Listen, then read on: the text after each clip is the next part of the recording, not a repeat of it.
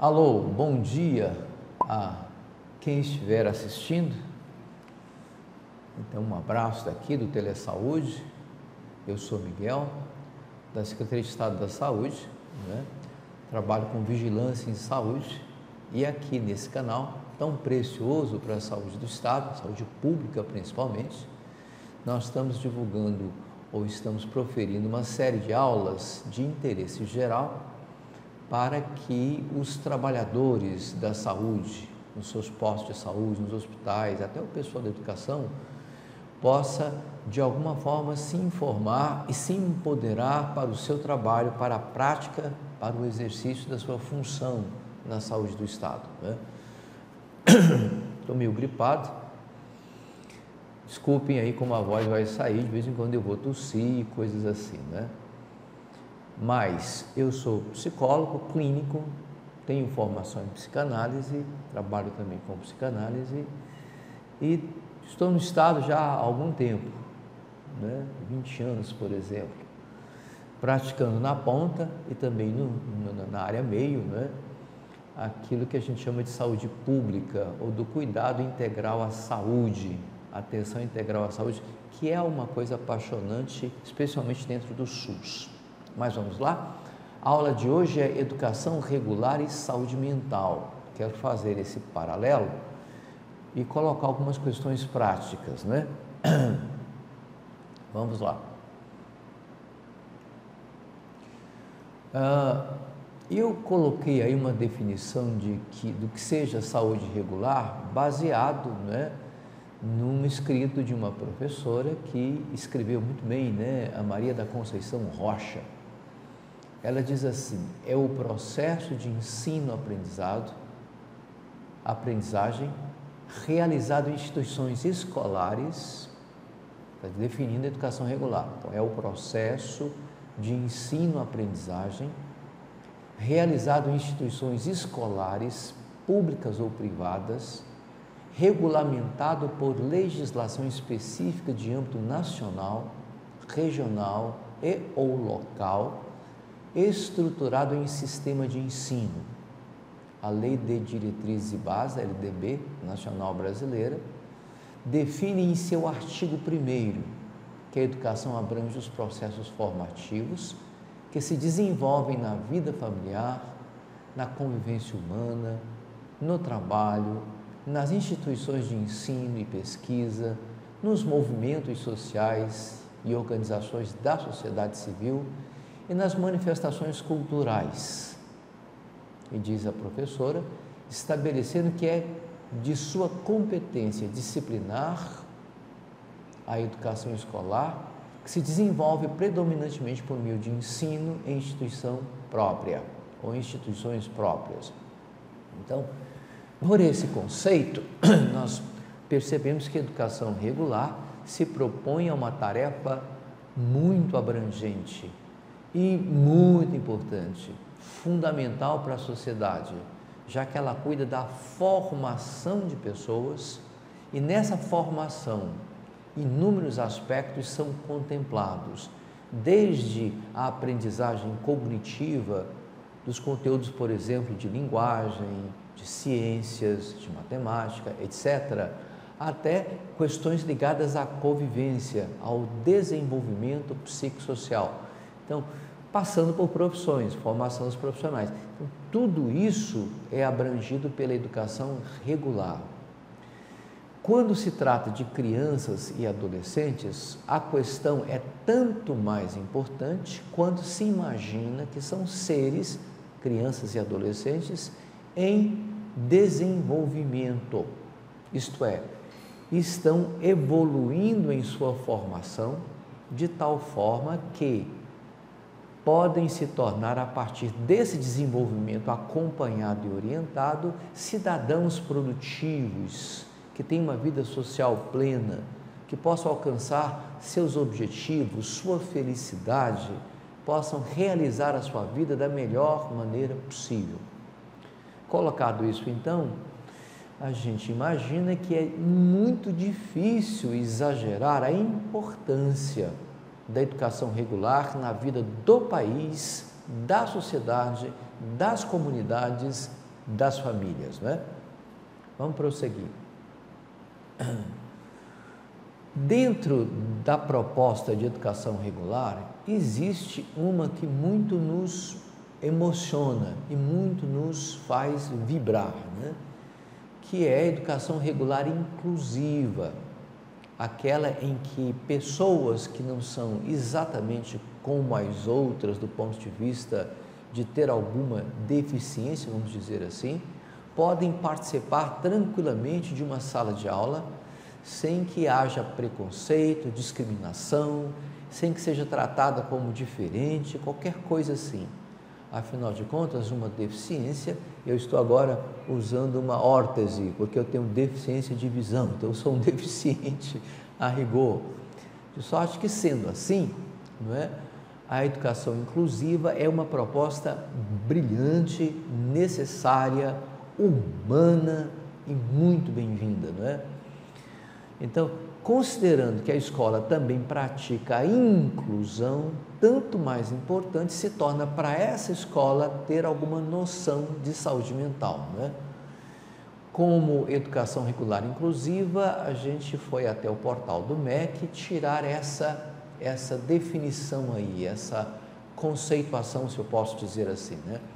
Lá diz assim: todas as crianças, jovens e adultos com deficiência, transtornos globais do desenvolvimento, é o que a gente chama de retardo global. Aí se chama transtornos globais do desenvolvimento.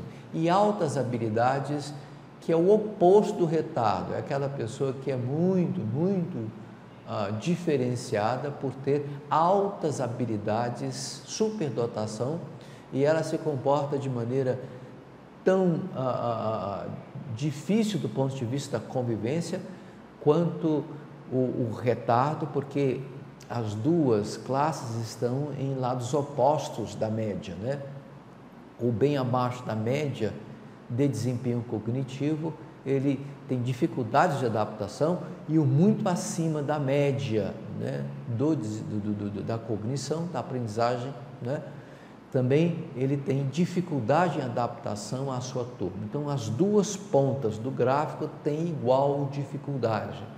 Tanto faz considerar-se como difícil a adaptação de uma pessoa com baixo rendimento, como uma pessoa com alto rendimento de aprendizagem. As duas têm dificuldade de adaptação e até de socialização em muitos casos, né? Então, estas pessoas com deficiência devem ter assegurado o seu direito de aprender no ensino regular, na série correspondente à sua faixa etária. Os professores de educação comum, em articulação com a educação especial, devem estabelecer estratégias pedagógicas e formativas, metodologias que favoreçam a aprendizagem e a participação desses alunos no contexto escolar, assegurar que todas as crianças possam participar de ambientes comuns, beneficiando-se deste processo. Isso é uma coisa que é um desafio. Muita gente tem tropeçado na formulação de metodologias que favoreçam a aprendizagem desse público. Não é fácil, cada caso é um caso.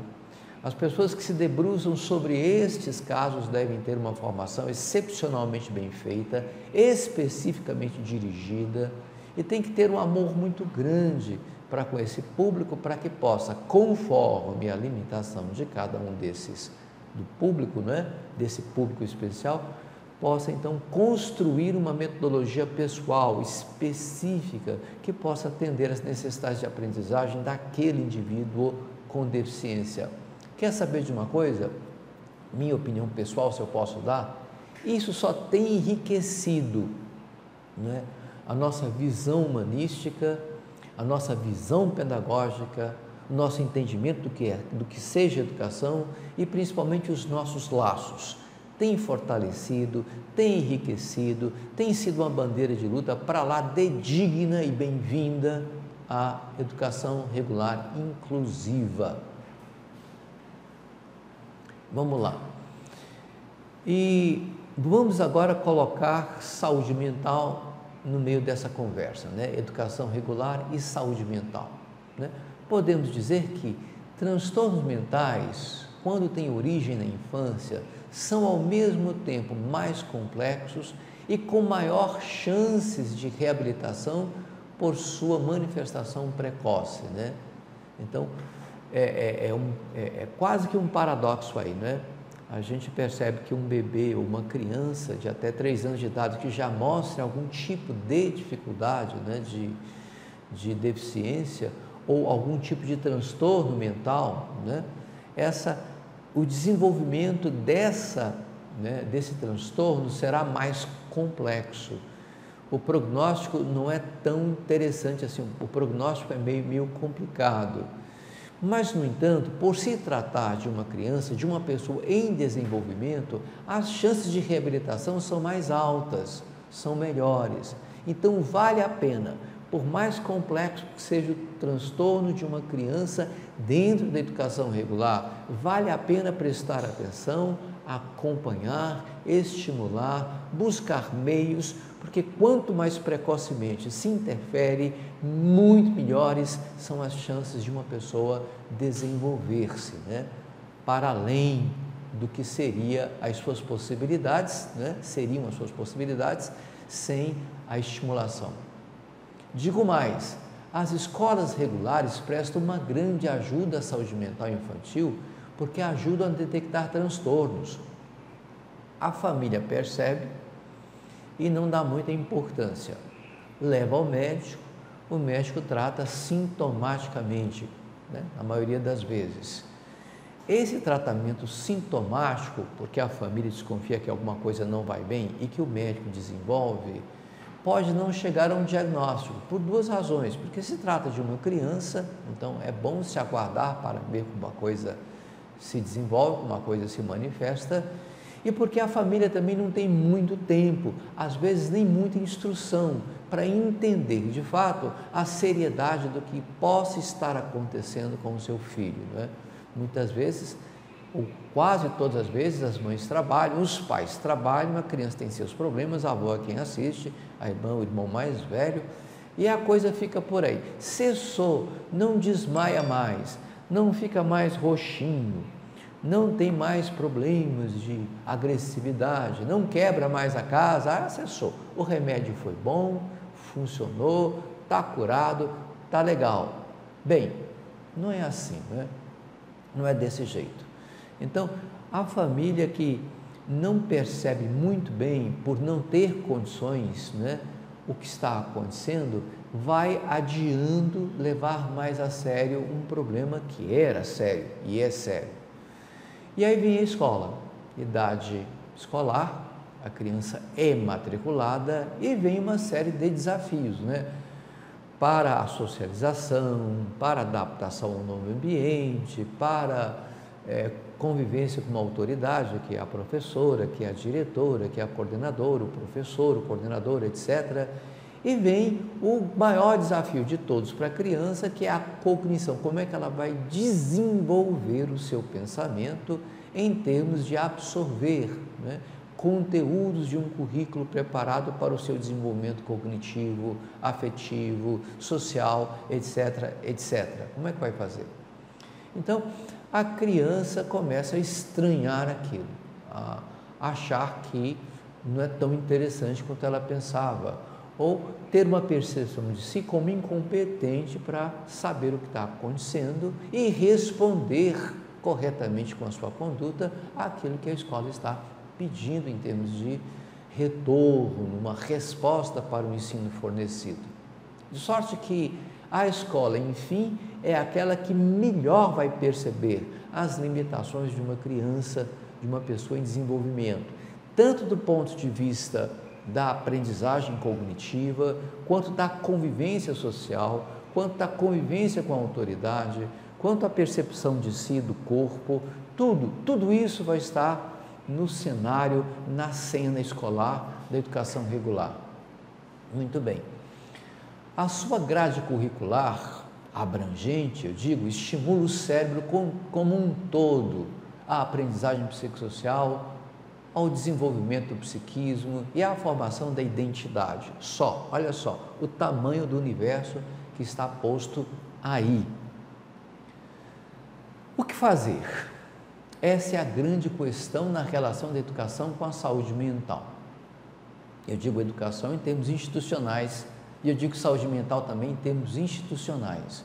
Então, a educação regular percebeu um problema, percebendo esse problema, né, ela vai, então, de alguma forma, informar isso à família.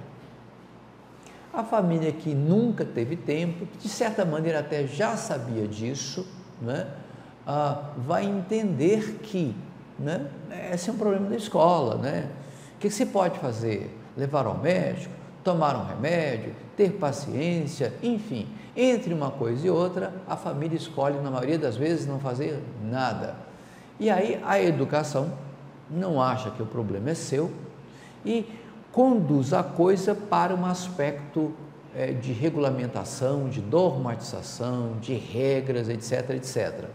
Então, não correspondeu ao comportamento desejado, não obteve o aproveitamento necessário, a escola pensa que isso não é problema dela e que ela pode facilmente comunicar isso à família e até indiretamente, a gente percebe isso, muitas escolas até desejam que essas crianças deixem o seu quadro de alunos, né, para que não dê tanto trabalho, já que a escola não tem recursos. A escola vive dizendo que não tem recursos. Quer saber da verdade? Não tem mesmo. Não tem mesmo. Muitas escolas genialmente conduzidas no Brasil conduzem a educação de maneira brilhante com pouquíssimos recursos, pouquíssimos, gente valorosa, gente linda, gente inteligente, gente brilhante, que faz, né, de um prédio em ruínas, de um giz, de uma sala de computação que nem funciona e de, sei lá, recursos muito limitados, fazem disso instrumentos para a produção de uma educação muito boa. Mas nós não vivemos de genialidade, não, nem de tanto idealismo. Nós reconhecemos que a classe da educação, os professores e professoras, que são pessoas valorosas e dignas, elas se viram bem, mas o idealismo não pode ser tão imenso que todos saiam por aí dizendo está uma beleza, está legal, a gente não precisa de mais nada. Não é assim, não é desse jeito, não é? Então, lá pelas tantas, a escola cansada, se desliga um pouco desses problemas mais graves, mais severos, mais complicados, para cuidar com muita dificuldade daquele pessoal que pode aprender alguma coisa. Olha só. Aí eu digo, por outro lado, né, a tendência predominante, né, na sociedade é moralista, né? Então, essa tendência moralista força o corpo docente a moralizar sintomas que nada tem a ver com valores sociais, são antes da ordem do sofrimento psíquico.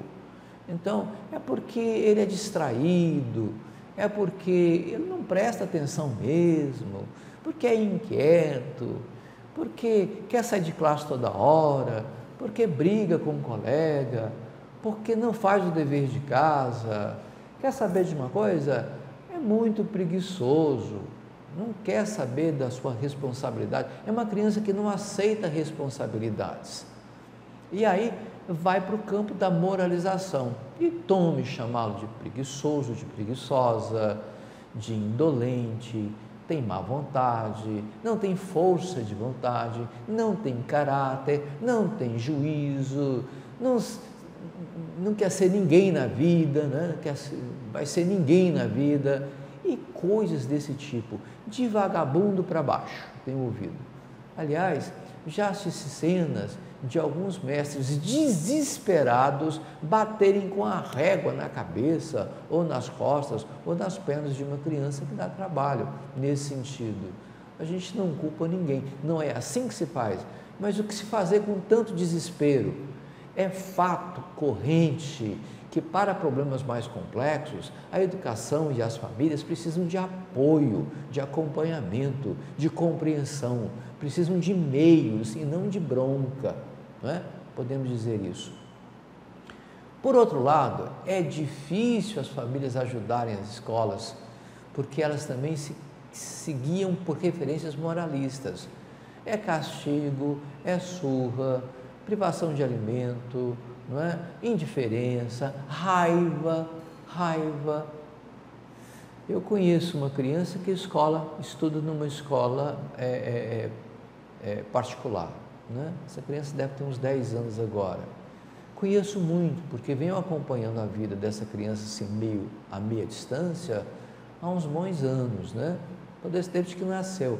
E desde cedinho eu percebi que havia algo de peculiar, algo de específico, uma dificuldade específica na vida dessa criança. E aí surpreendi a família numa cena que eu achei, né, triste, né? A mãe se dirigindo ao filho com palavras muito agressivas e com muita raiva, querendo mesmo bater forte, espancar o filho pelas decepções que ela sofre por causa dele na escola. Então, nem a escola compreende, nem a mãe compreende, nem o pai compreende. Olha só que tristeza, né? Então, o recurso moralista é o recurso de quem não tem nenhum outro. Então, vai trazer o sermão do padre, do pastor para dentro de casa, vai trazer a opinião do guru para dentro de casa, que normalmente é moralista, para ver se dá um jeito na situação. Conversando com alguns promotores amigos, eles me disseram, principalmente no interior, que acham muito estranho, muito diferente, certos pais, certas mães, principalmente até avós, pegarem um determinado menino pela mão e levar até a promotoria e entregar para o promotor. Está aqui, doutor, estou entregando esse menino porque ele não presta mesmo, ele não me ouve, ele não me obedece, ele está fazendo coisa errada e eu não quero mais me envolver com isso. Então está aqui com você. Como se a responsabilidade pela criação de filhos, de netos, etc., fosse da justiça. Isso é que é judicializar o Brasil. Isso de fato é judicializar a pátria brasileira. Entregar assim concretamente o filho para a promotoria. Está aqui, doutor, a criança é tua, toma que o filho agora é teu, cria essa criança difícil, essa criança, cria, porque eu não dou conta, não tem jeito. Que judicialização horrorosa, né? É comum vermos crianças taxadas de psicopatas ou com transtornos de caráter, quando na verdade são vítimas de problemas neurológicos, endócrinos, circulatórios, de lesão cerebral, etc, etc, etc, né? Ontem mesmo eu estava ouvindo um amigo, né, com problemas com uma criança, sem saber, porque havia uma indicação de um transtorno de caráter na criança, e eu estranhei, porque a gente não diagnostica caráter em criança, né? E pedindo ao promotor que examinasse melhor a questão, ele descobriu que na verdade se tratava de uma criança com cardiopatia, com surdez e com lesão cerebral. Então, uma criança com cardiopatia, com surdez e com lesão cerebral, ela não vai aprender nada, tem que ser tratada e não moralizada. Tem transtorno de caráter aí? Não pode. O que fazer? As escolas podem e devem ligar-se às unidades de saúde da rede municipal e estadual. Então, a escola está funcionando? Está funcionando. O posto de saúde está funcionando? Está funcionando. Saúde da família está ok? Está ok. Tem CAPS na área? Tem. Infantil, adolescente, o que for? Então a escola deve ligar-se, deve estar ligada a essas instituições de saúde, a essas unidades de saúde. Então, não se concebe mais uma rede particular de saúde, uma rede particular de ensino, uma rede particular de assistência social, somos todos ou estamos todos dentro da mesma panela. Os problemas que acometem uma criança, um adolescente, até um adulto, pertencem a todos nós. As interfaces são inegáveis. As interfaces, elas aparecem como o sol. É uma necessidade a interface. Então, a escola tem que procurar na sua área o CREAS, tem que procurar o Saúde da Família, outras instituições de saúde, até hospitais, que possam fazer alguma coisa por aqueles que a escola perceber que não estão muito legal, né? Não estão com a saúde legal. Estas unidades devem planejar, desenvolver e financiar, olha gente, financiar programas de atenção à saúde mental do escolar e suas famílias, dentro de suas políticas de atenção integral à saúde da população adstrita. Claro, o Brasil, né, possui uma taxa horrorosa de 68 adolescentes de 15 a 19 anos com gravidez, 68 por 1.000 habitantes. No Brasil, né, essa taxa é de 40. Nos Estados Unidos, que é em Nova York, lá nos Estados Unidos, que é uma cidade assim, megalópole, né, uma cidade, né, grande, né, uma cidade imensa, uma cidade cosmopolita, né, uma megalópolis, né, a taxa é de 22 adolescentes para cada mil, nessa idade, né, 22.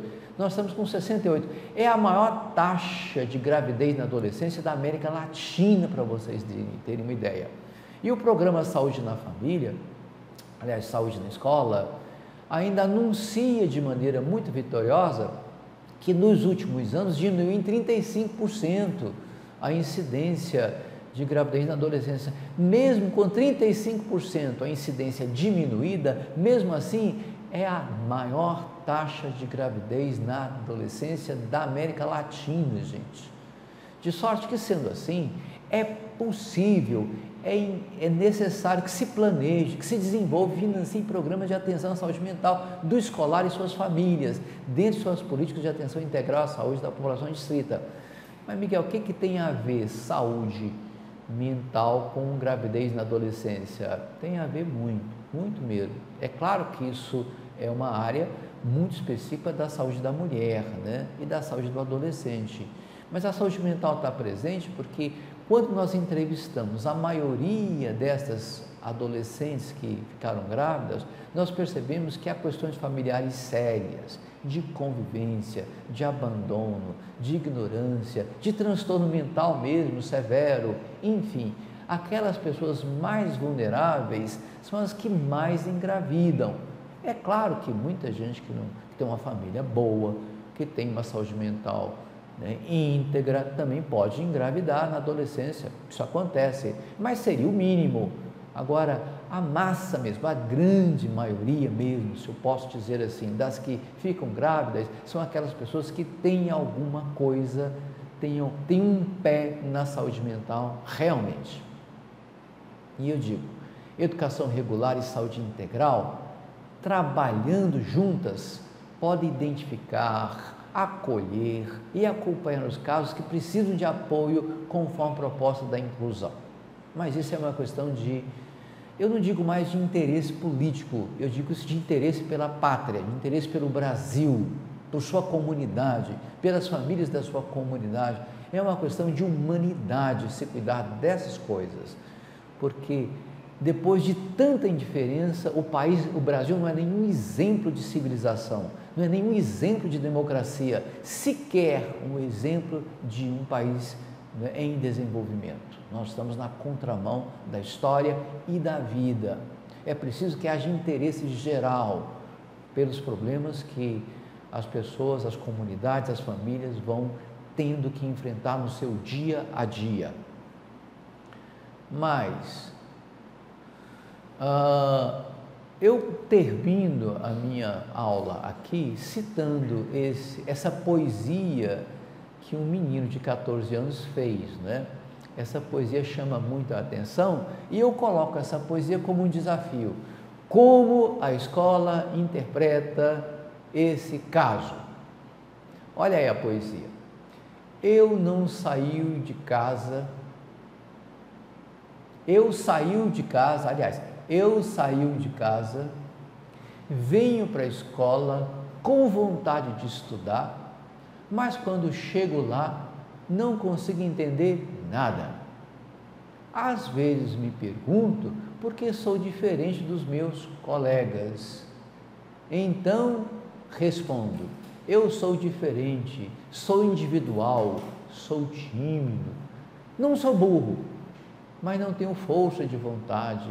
Sou um menino que não pergunta, é o professor que pergunta, quase sempre ele não responde, não tem opinião. Ele chegou na conclusão que ele não tem cabeça, não tem uma mente aberta, ele anda na vida com uma alma perdida. Eu acho que o Júlio César, que é o nome dele, está essa poesia é uma poesia publicada num livro, né? E o nome Júlio César está lá. Então, essa poesia, eu considero que o rapaz aí, ele está muito pessimista, porque os bilhetinhos que eu tenho lido são terríveis. Esse aí tá o quê? Tá muito bom. Ele escreveu muito bem, expressou muito bem seu pensamento, ele disse o que sofre, ele disse o que queria dizer, ele disse o que sente. Nossa, mas veja só, mesmo estando tão bem para dizer o que ele pensa não nos anima, o que ele pensa não nos deixa nem um pouco otimistas, porque na relação dele com a escola não está acontecendo isso que nós temos falado até agora: o interesse, o cuidado, o acolhimento, o acompanhamento e, finalmente, um programa que o transforme, né, num cidadão produtivo, proveitoso, com autoestima interessante, com empoderamento das suas possibilidades, né? É isso que nos entristece, mas ele está muito bem, aí na foto. A relação dele com a escola é que está terrível. Tá bom, então bom dia a todos e até um próximo encontro mais frutífero, melhor, mais feliz. Um abraço.